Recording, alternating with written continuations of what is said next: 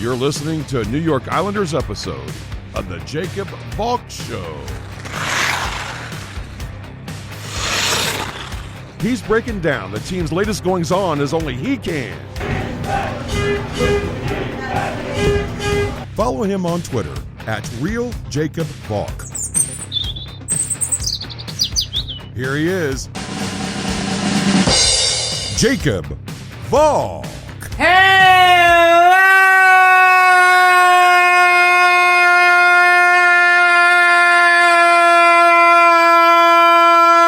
Islanders fans! Welcome to my first formal Islanders episode of the Jacob Valk Show here in this new season.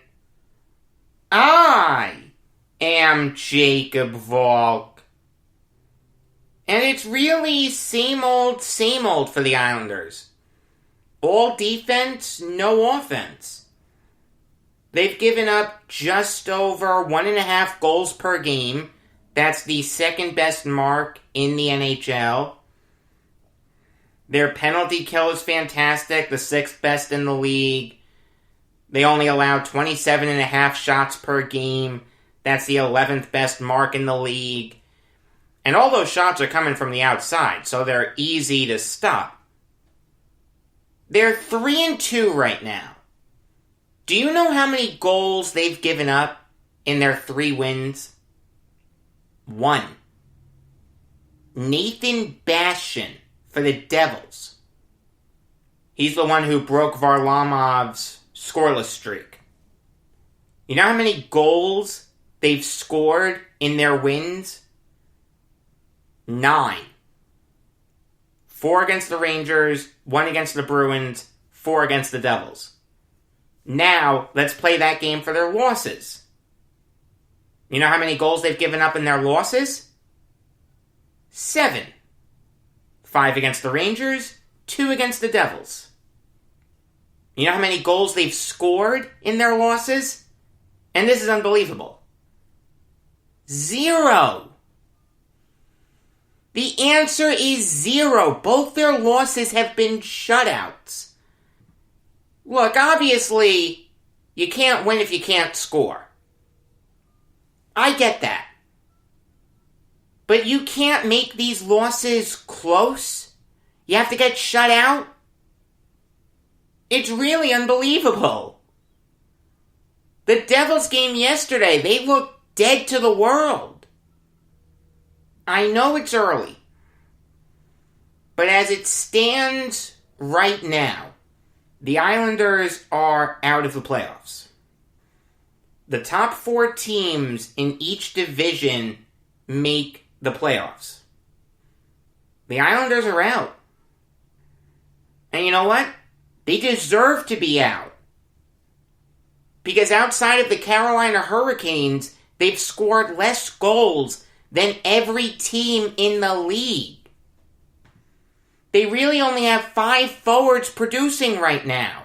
The first line, Brock Nelson, and J.G. Pageau. That's it. I don't care how good that first line is. You can't win in the NHL if you only have one line cooking. You know how many points the 4th line has? 1. Cal Clutterbuck got an assist. Excluding Pageau. We like Pageau.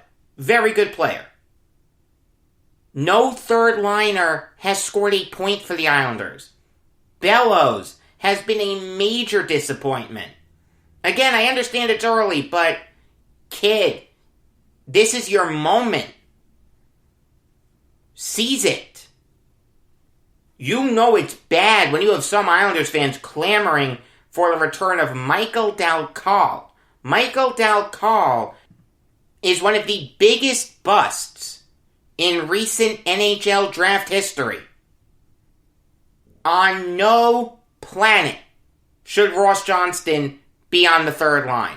You know when you put Ross Johnston in, when you're going up against a really physical team.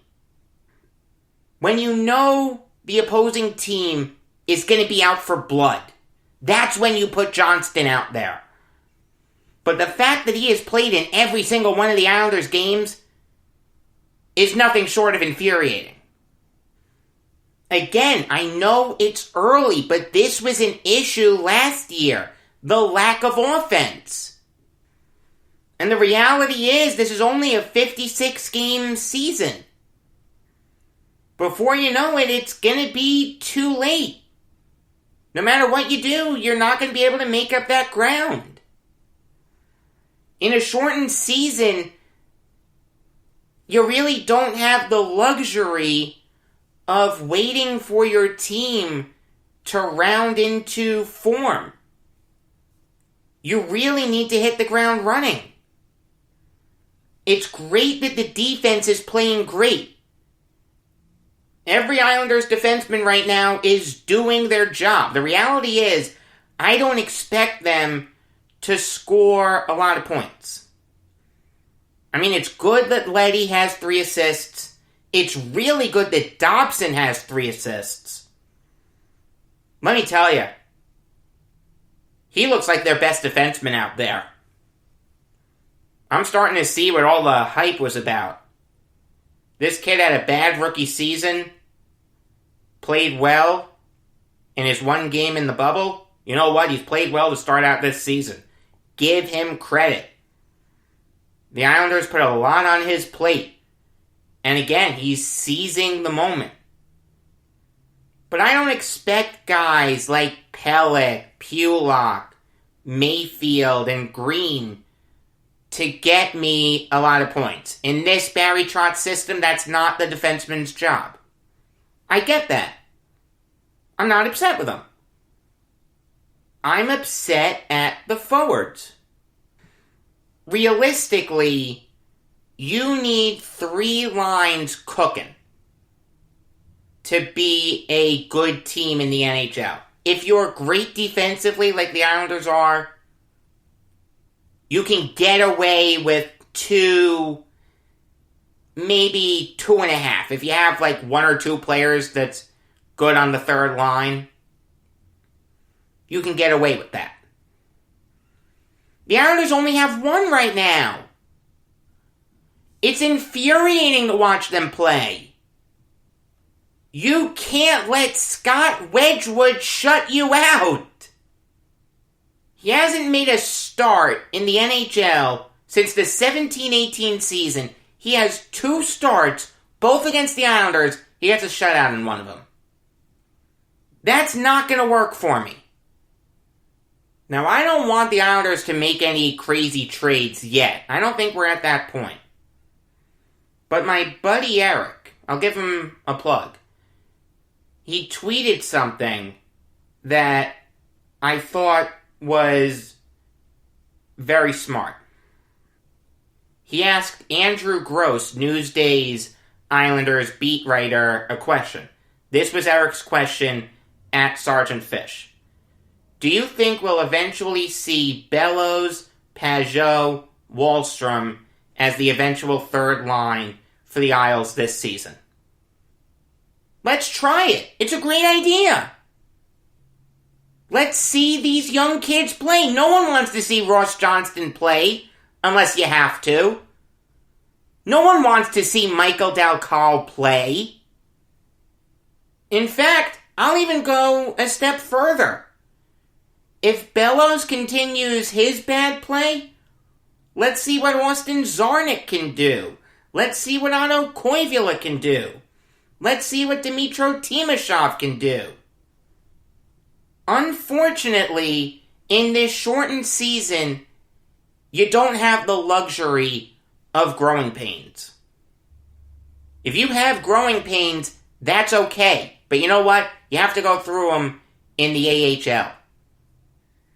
If you're a win-now team like the Islanders are, they were the 3rd or 4th best team in the league last year, you can't afford these growing pains. Let's see what these guys can do. Let's see what Wahlstrom can do. Dobson has taken a major step forward. Maybe the guy who was taken one pick before him can take a big step forward. Let's see what Koivula can do. Let's see what Zarnik can do. Let's see what Timashov can do. Let's go. Let's do it. What are you waiting for? I agree with Eric's sentiment 100%. Speaking of growing pains, the one guy who you really couldn't afford to have growing pains is having growing pains. And that's Ilya Sorokin. I understand he's only played in 2 games. And I understand that against the Devils, he only gave up 2 goals. But against the Rangers, he gave up 5. That was infuriating to watch. And just with the eye test, don't you think he's just a little overwhelmed by the speed and skill of the NHL game? I mean, this guy was expected to play a huge role this year as Varlamov's backup. And the way the schedule is structured, the backup goalie's going to play a lot. Sorokin needs to step up, and he needs to step up quickly. Now, I'm not giving up on him by any stretch, but again, you really don't have the luxury of growing pains. If you need more time to get up to speed, go to the AHL. Corey Schneider can be the backup. Or hell, I'll give Jacob Skarek a shot. I'm sure I butchered that name. He needs to step it up. Unfortunately, he doesn't have the luxury of growing pains. I'm not giving up on him. That's not what I'm saying. But this guy, when he was brought over from the KHL, people were doing backflips over it. This guy was one of the best goalies in the KHL. The Islanders have their goalie of the future. Blah, blah, blah. I expected him to come in like a bat out of hell. To not look as bad as he's looked. In the early going, I've been disappointed in Sorokin. Not giving up on him. That's not what I'm saying. But he's got to step it up quickly, or else it's probably going to be Corey Schneider time. Brooklyn Nets show comes your way next week. New York Islanders show comes your way the week after. Regular episodes of the Jacob Valk show come your way every weekday afternoon. Until next time, I am Jacob Valk saying that I'm having a communications problem with the Orioles. I can't seem to communicate to them that I'm a good pitcher.